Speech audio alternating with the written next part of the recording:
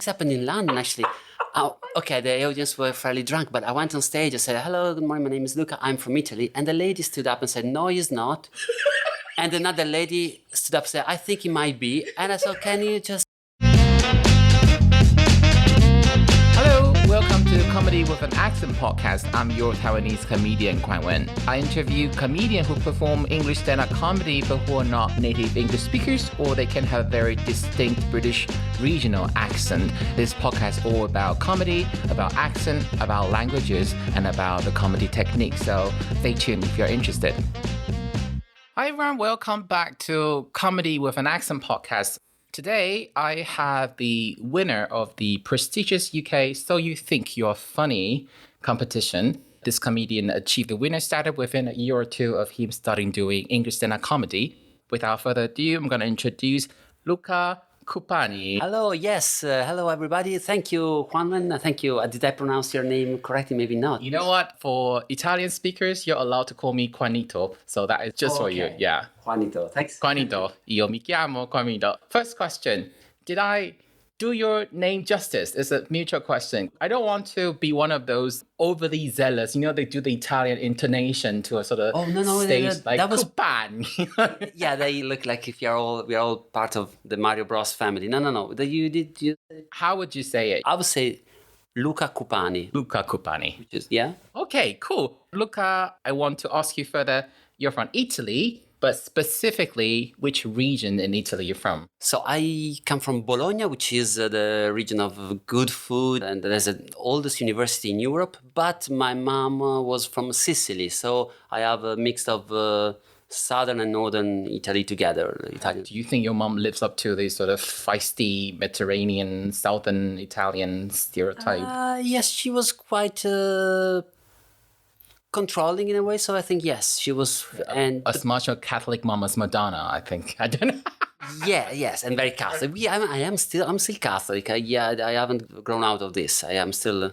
Okay, I try not to be patronizing, but in case people are not sure, Bologna is where spaghetti bolognese, the sauce, is from. Am I right? It's partly correct, but because we don't have spaghetti bolognese in Bologna, we do.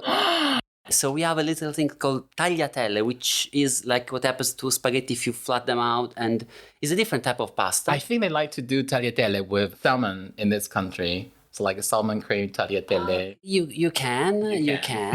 Yes. But I mean, As a side note, because you can't see on the video, you can see Luca has just like a 10% degree of contempt on his face. All right, it's you little about our national dish, but you insist on opening the conversation. It's okay. I'm going to ask you a question that I ask every single guest I invite on this podcast. Do you think you have an accent when you speak English? Of course I do. Yes, quite strong. And yes, I have it. Especially because I think I learned English later on in my life. I was in my late 20s when I started studying seriously English and trying to do some conversations.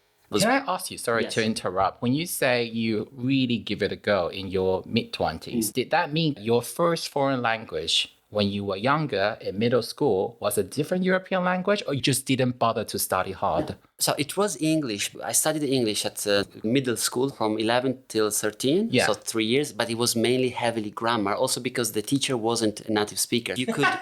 You're saying the teacher's spoken English was crap in their own... Just say it's okay. You're not... They probably don't listen to this podcast. Just criticize their teaching. And this was many years ago, so before the... Now with the internet, it's easier to listen to the original language. Yes. We had a little tape with a... Cassette. Yeah, cassette. Yeah, it was in the early 90s. We all joke about this in Italy, like the grammar book is on the table. But nobody taught us the pronunciation. There wasn't conversation. It was sort of an empty, hollow exercise that made no sense. It was a subject, but it wasn't a language that you learned. Yes. And then I did 2 more years in the high school. But in high school, I did 5 years of Latin and ancient Greek. So I was sort of more fluent in Latin and ancient Greek. There's no conversation happening in Latin or ancient Greek. I studied harder Latin, and in the university, I kept doing classics. You can try exorcism. Maybe you can talk. Yeah, I could, when there's a Christian prayer in Latin, I'm perfectly at home with, oh yes, good, miserere nobis, dona nobis pacem. But You know, a lot of professions are dying. So if you can do Latin in some weird religious services, it probably is a really good guarantee money maker in the future. I should become those would make the celebration, like Latin looks exotic maybe. I could do some sort of traditional wedding, saying some sentence in Latin. When a language is not spoken enough, for some reason I'm attracted to it. When it's useful, no. So I started studying after uni when I was in, late 20s. So that's when, and the accent is this, and I cannot do anything. In London, it wasn't a big problem. But I remember when I started, and my accent was probably even heavier than it is now, I went a few times outside London, north, and very nice people, very friendly, but more than once it happened. After the show, someone told me, funny, but you can drop the accent now. I said, no. You can't drop the accent. Yeah. And they thought I was English because I don't look Italian the way I was told I look Polish or Eastern European. I thought, do you think I'm an English guy mocking the Italian accent? Because that's a problem now. If you laughed at my set, because you were thinking I was an English guy making fun of the Italian just with the accent, then... You know that story you just told about someone giving you feedback and asking you to drop the accent? It reminds me of a Teen Vice joke. Murder in a multi-story car park is wrong on so many levels. I thought, where do we even start? So first, we'll be wondering exactly what kind of English comedian doing this fake Italian character make people believe that the character is a fake one, as put on and can be dropped, right? But without even looking Italian, because I would understand if I look like the cosplayer of Super Mario and I do a very heavy Italian accent, you think, it can't be really Italian because maybe we are in a little village somewhere north of England when usually there aren't Italians, so it must be someone from around. I could understand, but you see me, you think it doesn't look Italian, therefore it might not be Italian, and then why am I doing 10-15 minutes of joke about me being Italian if I'm not even Italian? So it makes no sense. I wouldn't laugh if I think the comedian is faking his accent. Do they believe you look more Polish than Italian because your eyes are blue? And they believe all Italians should look like Sylvester Stallone. How do you pronounce his name? Yes, Sylvester, we say Stallone in Italian. Yeah, Italian Stallion. Italian Stallion, yeah. Can we explain? Because you have quite blue eyes. I have blue eyes, mainly because of my mother's side of the family from Sicily, because of the Norman domination, I think. You have to explain slowly because they think your mother's from Sicily. Isn't she supposed to be even darker hair? Even sort of Mediterranean looking. It could be, but if you go to Sicily, you will see people from every region of the world because Sicily was conquered and invaded so many times. People from North Africa and people from North Europe. So you have Normans, and you can see a lot of people with blue eyes and blonde hair, and you can see people that look like from Tunisia or Libya in a city in Sicily. Basically, those Vikings, they were pillaging across Europe. Yeah. Some of them came to northern England in places like York, for example. Some of them went to Normandy in France. And then they went as far as the island of Sicily. Your mom has Scandinavian genes, so to speak. Yes. I don't know if Scandinavia or Northern Europe, but yeah, because there used to be a kingdom in Sicily and the south of Italy that was directly connected to some kingdom in Germany. Frederick Barbarossa's called Redbeard. Yeah. So that was one of the king in the south of Italy. But this complex historical detail doesn't fit the modern, simplified stereotype of what a nation's people should look like. So nowadays people think of Italian, they think of dark, curly hair. That doesn't suit your appearance. No, because probably that's because of the immigration in the past century. I guess that most of immigrants, compared to the people that were living in America or Northern Europe, they looked quite southern. So they thought, okay, this is Italy. But if you go to Italy, you will see that it's a bit more complex. We've been mixed for just like centuries. The ignoring me 12 years ago when I watched World Cup. And I thought, why there are so many blonde Italians? But there are always blonde Italians in Italy. I was too ignorant to know that. Yeah, because we think the most famous character is the typical Mediterranean. When I moved to London, initially I wanted to be an actor. And I struggled in finding any role because I was told you look Eastern European. And your accent doesn't match your face. But I have a friend from Spain. He played the Italian, the Greek, the Northern African, the French. He played all the spectrum of Mediterranean. I'm sorry, that is just so tragic. So you lost out a chance to play Italian character, and the character went to a Spanish guy because the actual Italian doesn't fit their understanding of how Italian. If you, there was sometimes I saw a commercial. of an Italian product, which I will not mention. For an Italian speaker, the voiceover is clearly Spanish, but for British, probably it sounds Italian enough. And I got to know someone who worked in the marketing division, and I asked them, by the way, do you know that the guy, whoever is that does the voiceover, is not really Italian? Yeah, but they say, we asked originally for Italian, but they were a bit too Italian. And I said, yeah. What do you mean by too Italian? Let's say, yeah, look. Murder in a multi-story car park. So wrong on so many levels. Like, can we even name those people? So, it's funny because I want the Italian experience, but then I say, oh no, this is too Italian. It's okay, fine. Again, I wouldn't say, yeah, give me the real experience. And oh no, that's too real. You know that the same thing happened with East Asian, what I say Chinese roles, because one of the complaint is they always want people who look like Mulan in a cartoon, meaning East Asian people with single eyelid.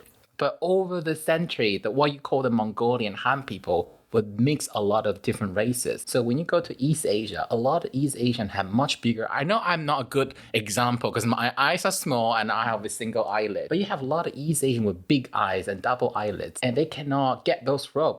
They think you are not a real Italian because your appearance doesn't match the simplified, stereotypical expectation of Italian man. Yeah, my accent is perfectly Italian. My face. How did you reply? I smile. I say, well, yes, no worries. I'm really Italian. Sometimes I show the passport. I carry with me the passport. Just to have a sort of approved. This happened in London, actually. Okay, the audience were fairly drunk, but I went on stage. I said, hello, good morning, my name is Luca. I'm from Italy. And the lady stood up and said, no, he's not. And another lady stood up and said, I think he might be. And I said, can you just shut the F up and let me explain myself? It's not even a great opening line. I'm Italian as a joke. I felt the need to say because I know that my accent will declare that I'm Italian. So I thought, let's address the elephant. But then once I'm addressing the elephant and people pretend that it's not an elephant, it's a giraffe. I say, no, it's an elephant. And people start arguing that it might not be a real elephant. Are you sure which the elephant? No, that's a dog. Look, I'm sorry that you are the first guest. When I asked the first question, I just could not join in and pull it away. Because there's don't be sorry. There's so many weird and unexpected stories. Murder in a multi-story car park, run on so many levels. So you've answered my second question, actually, because you believe your accent is strong. Yes, I know that. I watched your videos on your YouTube channel back in 2014. That's when you started doing English stand-up comedy. And I noticed in the 2 videos you did in 2014, you apologized for your accent. And in one video, apologized more than once. Is there a reason for that? I felt conscious of the way I sounded, so I was worried people might not get what I was saying. Now I stopped apologizing. So I just say I'm Italian and I move on, assuming they will understand what I'm saying. But that's because I've been living here for 8 years. So now I know people can understand me, so I don't apologize too much. I still sometimes think, will I say this word correctly? I understand it might take 2-3 extra seconds for them to get used to the way I'm speaking. But then also, once you live in the UK for long enough, you listen to people from every part of the UK and they all have an accent. So I think, okay. Are you saying that one of the reasons that you stop apologizing for your accent is you thinking, hang on a second, objectively, some of your accents are way stronger than mine. So if you don't complain about those accents, you have no ground to judge my accent. I wouldn't put in some strong terms, but the idea is not like...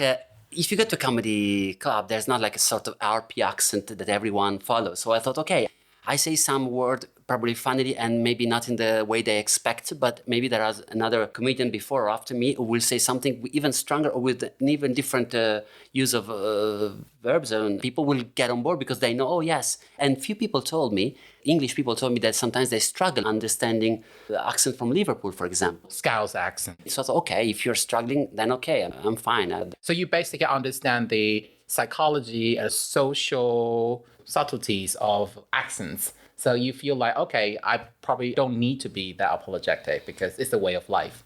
Yeah, it's Get not, used to it. there's not a correct accent. As long as they understand me, and now after many years, I think they can understand me. Yes, I might still miss something, I might mispronounce something, but let's say 90% of what I say, it's easily understood. So why should I apologize and focus them on what might not work? Oh, sorry for this. You will not understand what I'm saying. Why do you sabotage yourself this way? It's like when someone invites you for dinner, they bring you food, say, oh, it might be burnt, or maybe it's not cooked enough, or maybe there's no salt. Well, don't tell me already what might be wrong, because now I'm looking for... Are you using that as an example because you think British people's taste is bland? So I'm just joking. It's a fact that everyone knows. Okay, I think that's a very healthy attitude. It is what it is. You hear all sort of accents, you just get used to it. You know the line I tend to use when I go to an area with very strong accent? I will always say that I'm fully aware my accent may come across strong to some of you guys. I just want to let you know, though, the feeling is mutual. Every time I do this line in Glasgow, it went down well because British people self-deprecate and also understand that true, Yes. their accent is strong. So it minimizes the tension very quickly and I get to do my comedy quickly. Yeah, because you addressed a few things that make you different from other comedians on the bill. Like in my case, I know my accent is the first thing that is different because it's an unusual accent. There aren't many Italian comedians on the circuit right now. Usually I'm the only one on the same night. Okay, yes, I'm from Italy. And then I move on. I have a lot of content about Italy, of course. But to me, it's important to clear the accent thing first. And I just listened to our conversation for a whole hour. I've been judging, assessing your English because you started performing comedy by apologizing. I just wonder how. Like, there's no way this accent is supposed to be strong. I'm referring to a review from 2015 when Luca was in a new comedian competition. And the comedy critics wrote that Luca in a heavenly accented English. Heavily, not heavenly, heavily accented. I just like, where does that even come from? I don't know. I think what happens sometimes with reviewers, I think maybe this is just my opinion, but if someone is a foreigner, is from another country, they assume we are here to represent, we're the ambassador of our country. So they will think, okay, he will talk about things that are from his country and he will be the sort of caricature of his country, which we are not. So if our set, our persona falls short of this expectation, they will see this as a problem rather than as an opportunity. Is a thing I thought I have. Every comedian should be able to joke about whatever they like. Yes. But maybe you have the same feeling that sometimes people expect from you to joke about certain topics. And if you would do, I don't know, an entire show about your pet, your cat, your dog, people would think, yeah, but there's sort of missing opportunity. Why doesn't he mention Taiwan and the tension with Beijing? Because it's not the ambassador of Taiwan. It's not the World Conference about Taiwan. This is a comedian who happens to be Taiwanese. He might also have an opinion about his own cat or dog and wants to talk about it. We don't want to hear jokes about cats and dogs from someone with an accent. Yeah, that's what you're saying is very interesting. It's like psychologically, there is a precondition from people in general.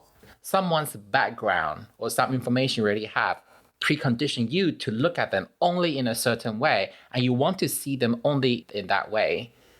So in an ideal world, every comedian should be able to tell whatever he or she or they like to say, but that's not the real world. So the real world, when you have a profile to fit or boxes to tick, we just have to either go with them and then go away or do something else. But we can't just say, I don't care. I'm not going to do anything. Unless you establish yourself so well that then they're ready to listen also to the other things you want to talk about. It's a journey. I think eventually we will move. Also, there are many more comedians with an accent now compared to maybe 10 or 20 years ago. So eventually it will be normal. So we are part of the forces. Just take it. Just take it. Leave him if we have an accent. I was so shocked at London's embrace of Italian language because in Mandarin, originally, when we translated spaghetti, we just call them Italian noodles. Like, that's it, Italian noodles. And later, when they had to translate all the other names, they call penne, like a tilted tube pasta. They call fusilli the spiral pasta. They actually explain what it is. They call farfalle like butterfly pasta. Farfalle, yes. Yeah, so they had to do that. But in London, in an English-speaking country, in an English-speaking city, you go to the restaurant, it's all original Italian. As if the guests don't feel like they need to look up in a dictionary, then this restaurant is not high-end enough. Yes, in a way, it's true the way it works. But because there are different pasta that goes with it, you need to know the sauce you're gonna match it with. So, like if this ragu, like bolognese sauce, some pasta is perfect because it goes well. When there was the lockdown, the pandemic, the penne rigate, they have a little, how can I call it? Little stripes on the penne. Oh, you mean the carved bit? Yeah, it's a bit carved. So it keeps the sauce better. It keeps together. But there's the version without. I'm sorry, I just saw the technician rolling his eyes at what are you talking about? It's just pasta. No, there's a version without anything that can't retain any sauce, and that was left in the supermarket This is what I despite call the an lockdown. Italian test. I once asked a friend from Rome, say that imagine you're very hungry and you look through your cupboard, you want to make seafood linguine. When you say linguine, then Yes, linguine, okay, yes. but you found all the ingredients except you only have spaghetti, not linguine, in your cupboard. Would you just cook it, or would you actually put on your jacket and change your trousers to go down to buy a pack of linguine from the cost cutter downstairs? With spaghetti, you can still have a sort of spaghetti allo scoglio, which is a different version. Is there a but? But if the supermarket are open till late, I think that we should give them a reason to be open that late. This is what I call an Italian test. They give so much fuss about the type of pasta. I know it's not comedy related, but I just found it hilarious. It's always the same. It's always the same. I took Luca to a proper Italian deli before nice. this. His eye just lit up when he saw proper Italian mortadella. It's like, oh, this is good stuff. That was really good because I'm from Bologna. Mortadella is from Bologna. So good. It's good, yeah. Stanley Tucci did this food discovery trip. It was a CNN program. This is what I call Italian food porn. You could never watch it late at night. Even after so much food for dinner, I was like, oh, I want to cook something.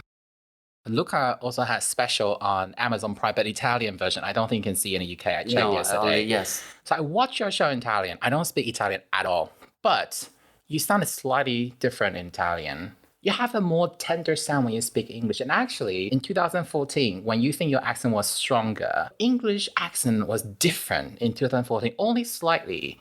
Your pronunciation was much closer to Italian, as in you speak in a lower pitch. Now, when you speak English, your English is more tender than your Italian. It feels like almost massaged. Yes, it's, I don't know, it's easier to speak in Italian for me, of course. Yes. But I use this example. Let's say a painting, Renaissance painting, so a lot of colors, a lot of nuances. And then Mondrian, contemporary painter, squares of different colors, very basic. So at the beginning, my English was like that. Still art, if you want. I didn't have in my palette many nuances because of the vocabulary, because of my knowledge. I have a better knowledge of Italian vocabulary, and so I can play with registers. I know how to use a word that creates some sort of comedy effect, and I can improvise on the spot easily. Whereas in English, when I would love to improvise, but then I'm always second guessing what I'm saying because I might have an idea that is funny, but then I don't know how to. Can I say you're slightly more cautious when you speak English and performing in English? Yes. And that's sort of, you're not tiptoeing, but because of that caution. I found another analogy maybe that works better when you wear a suit at a formal wedding, that is not your normal choice of dress, and when you are in your most comfortable clothes. So you feel a bit more aware. I almost never wear a suit. So when I do, I know, I feel it. I walk slightly differently. And when I have my comfy shoes and stuff, I'm more myself. But it's still myself, but dressing up. No, dressing up is a good one. I don't try to say in any way you performing in English is inferior to you performing Italian. You perform in Italian give me like, it's not like very street, but you have a bit more live around the corner of the street, the sort of energy. Whereas it, when you perform in English, almost feel like you're playing flute.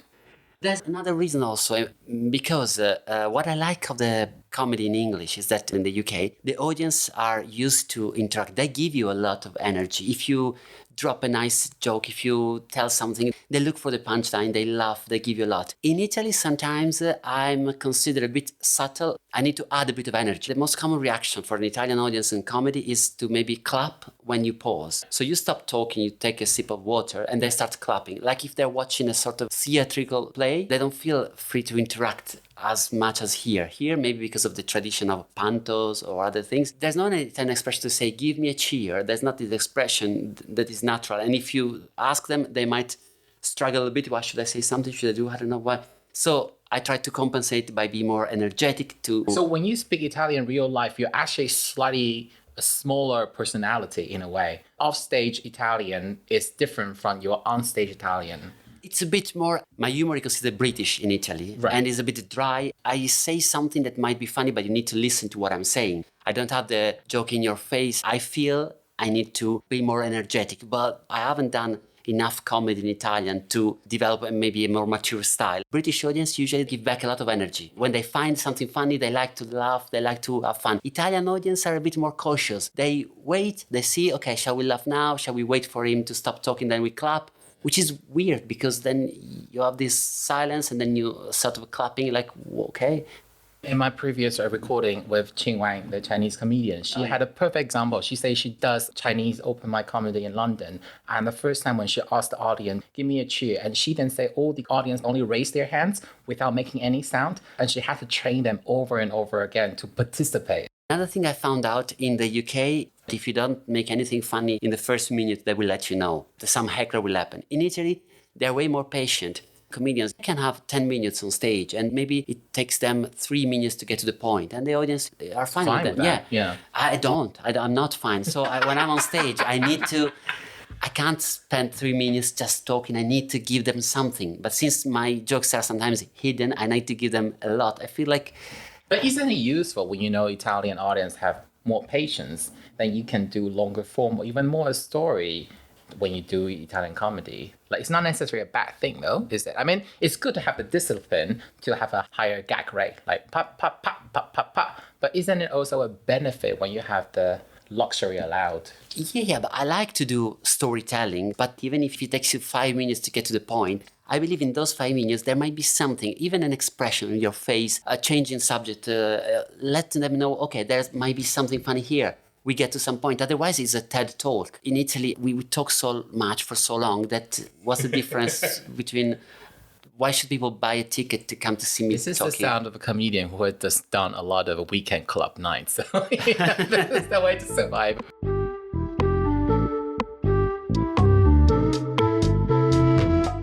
You really give it a go and learn English again properly in your mid-20s. What was your method? How did you acquire the actual fluency in this language in your mid-20s? So I went to a private school in the evening in Bologna, in my hometown, and I met native speakers. I was amazed. Wow, this is so how English sound. Because in middle school, your English tutors were Italian people. Yeah, they were Italian. Maybe they went to England once when they were students at university. That's what happened. Perfect knowledge of English grammar. Oh, grammar. But I not can the spell. pronunciation. My spelling is perfect, but I don't know. To get a flair of this, I will encourage any listener to look for Maisie Adams, one of her earlier set, about her tutor from Yorkshire teaching them French with a Yorkshire accent. That is brilliant. Anyway, sorry. So you learn it properly, and now this time in the mid-20s, you were told by native speakers. Yes, and it was amazing because I learned how to understand. At school, I never understood when there was a listening exercise. You press play and then, oh, what happened? I don't know. Later on, I started doing a bit of conversation, very broken English, very difficult because another problem is I studied classics. So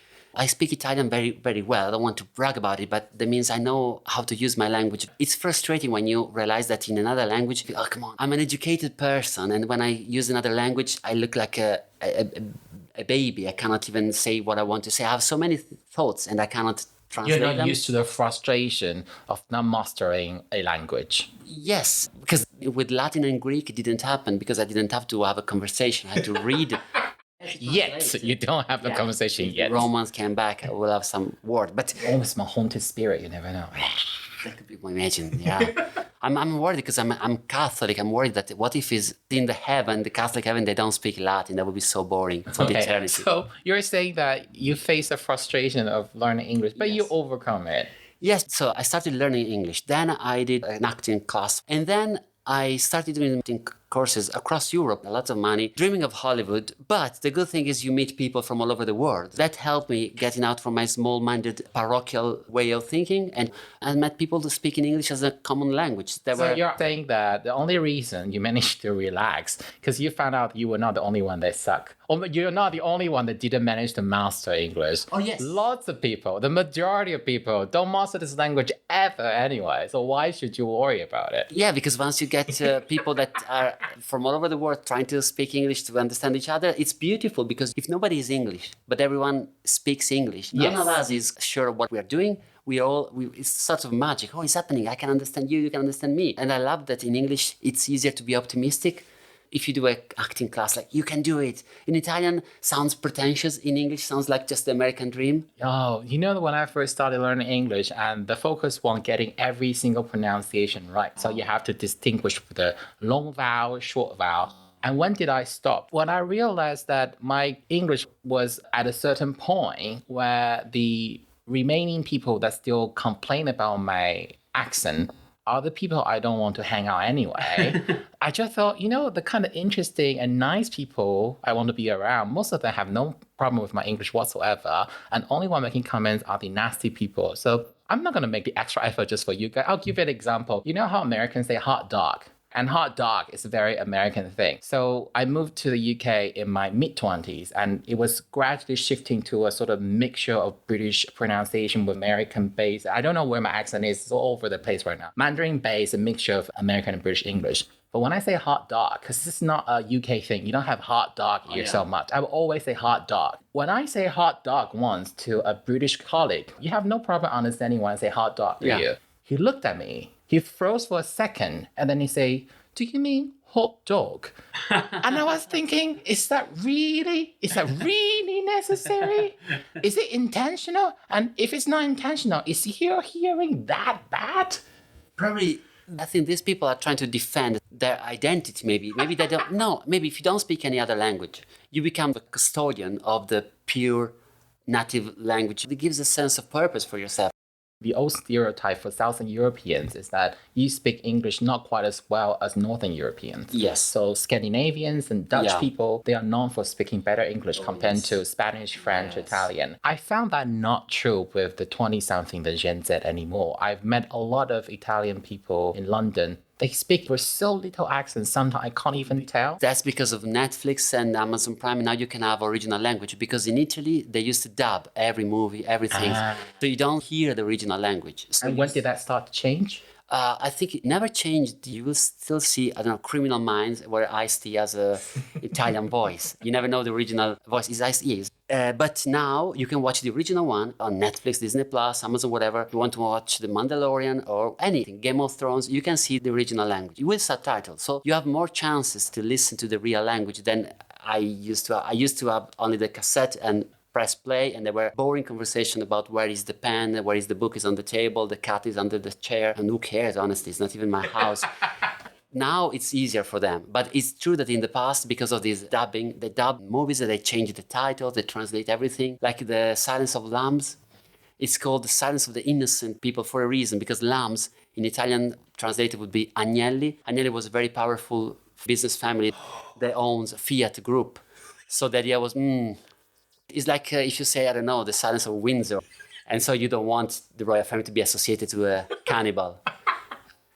Because of that, people used to believe that some languages are so powerful that makes it fundamentally impossible to neutralize the accent in a foreign language. And what people used to believe, because Italians is so beautiful and its influence so strong, Italian speakers just can't get rid of the intonation. And that's not true. That's simply because they didn't have enough access. So the hearing-wise to the English language. I wanted to say, through our conversation, you don't really have much of an accent, at least for me, but your hands are constantly moving. So this is the first time. I noticed this is the first time, right, Mr. Technician? Because I never deal with something like, I never move my hand in such a way, but feel this is infectious. This is the hand. Sorry, it's just, it's natural. I don't speak Italian, but I learned French, my second language. And it was such a shock when in I think it was like intermediate level, we had one entire lesson to go through different hand gesture. I was like, what? This is not something you would do when you learn Mandarin, but when you learn French. And I guess Italian would be similar.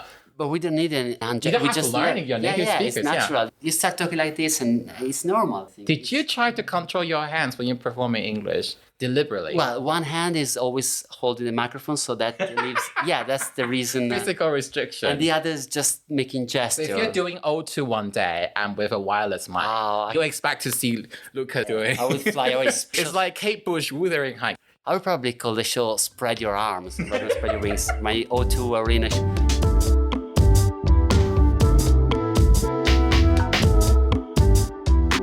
In my personal opinion, when you perform, you don't do the very old-fashioned hack stereotype, like the 40 Tower kind of old-fashioned humor. Like Italian as Mamma Mia, it's all about that exaggerated. And what I observe is you portray yourself in a more multi-layer fashion in that you don't try to be the alpha. You don't try to be, I'm the beautiful Italian, I'm superior to you, I know everything. You don't try to be the loser. You don't try to be the caricature or to joke. No. But you are slightly self-deprecating. So you mock about your loss of hair, for example. Oh, yes. But you are being the relatable, not like a beta, but you're like, I'm just like you. Sometimes I win in life, sometimes I lose in life. But that's because I believe humor for me is a self-defense mechanism. You laugh at yourself before someone else might do.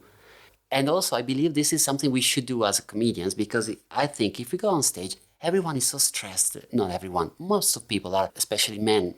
They're afraid to show their weakness, their flaws. So I think it could be really useful and entertaining at the same time if a comedian shows that there's nothing to be afraid of. Yeah, I don't have hair and okay, I'm fine with I make a joke and we move on. So that means whichever issue you might have, don't take it too personally. I make fun of my own country because there's plenty of things that don't work in my country. That means if one day I joke about, I don't know, United Kingdom not being so united, don't get offended. We are not taking it too seriously, any one of us, because there's nothing to be too serious about. How much of an Italian you keep on stage, would you say in general? So we talk about the actual needs of the comedian to get it out of the way, because we still have the audience in preconditioned situation. We need to clear their minds. But then after that, you're supposed to be free. But how much you want to retain your Italian image? Well, probably the hand gesture, because I cannot control and it makes me less authentic if it takes energy away. There's a joke I've been doing very recently, it's been a few months already. I feel the moral duty. A joke about Italy inventing fascism, because that's what we did. And I need to remind people, the Germans take all the blame, but we were at the beginning. They just made it work in a more efficient way. They execute better, but they were not the first the idea one. was ours. And we got away with it because just we switched side halfway through the war. Another thing I would love one day to say, I love when in England, my friends on Facebook, they celebrate their grandparents. Though we used to serve in World War II. And in Italy, most of our grandparents were fascists. So we don't really think they're the best generation. The Italian accent is considered cute and beautiful in a way. Would you think that actually is more of an advantage for you to have the accent rather than being completely yes. That's why when someone told me that I looked Polish, I should maybe start learning a Polish accent, I thought, you know what? I think I'm keeping my Italian one. It's better. But the only counter argument I have with that is a friend complained to me. So she's called Valentina. She's like a consultant. And whenever she goes for interview, as soon as she says she's Valentina with a hint of Italian accent, the English interviewer will instantly slow down her speed of speaking English. Thank you so much for coming. For crossing the channel.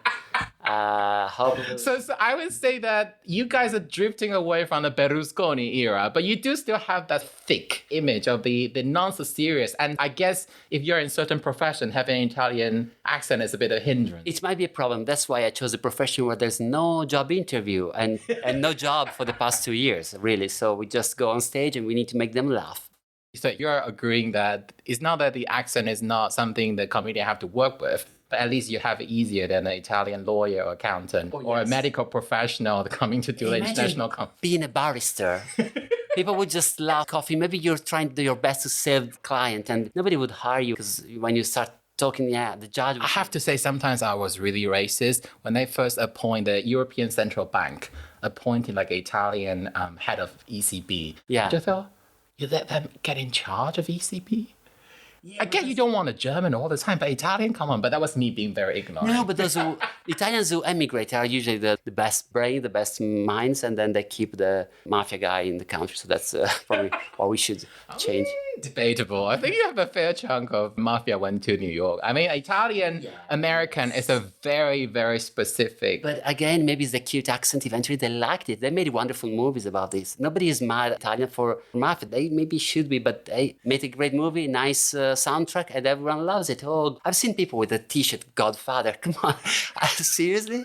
It's a tragedy. It's an organized crime. It claims so many lives, and you were just, what is fashionable now? So that's good. Yeah, we like it. Okay, you said, even though they're immigrants, you give the world Lady Gaga, Madonna. So how stupid can I make myself? No, it's true. It's true. It's true. Thank you for coming to the podcast. Thank you very much. Such an interesting, wonderful chat. This should be released in the middle of Edinburgh Fringe Festival. Where can we find you? You can find me from the 1st of August till the 28th on 2:20 p.m. at Just the Tonic, The Caves, and the room is called Just a Spare Room, and my show is called Happy Orphan. Happy Orphan. Nice and fun. Okay, and how can we find you on social media? It's Luca Cupani, so on Instagram, Twitter, and Facebook's LucaCupani. Lucky you, so your name has not been taken by anyone else before you register very early. Yeah, it wasn't taken by anyone else. No, I'm the first famous person on my what's family. the Italian version of a Mark Smith then? Giuseppe? Paolo Rossi, Mario Rossi, probably. Mario Rossi. Mario Rossi is the most, Rossi. I feel so bad we're going to end on such a stupid question, but that's the way it is. Perfect. Okay, thank you. We had today, that was Luca Cupani. Thank you. Ciao. Bye.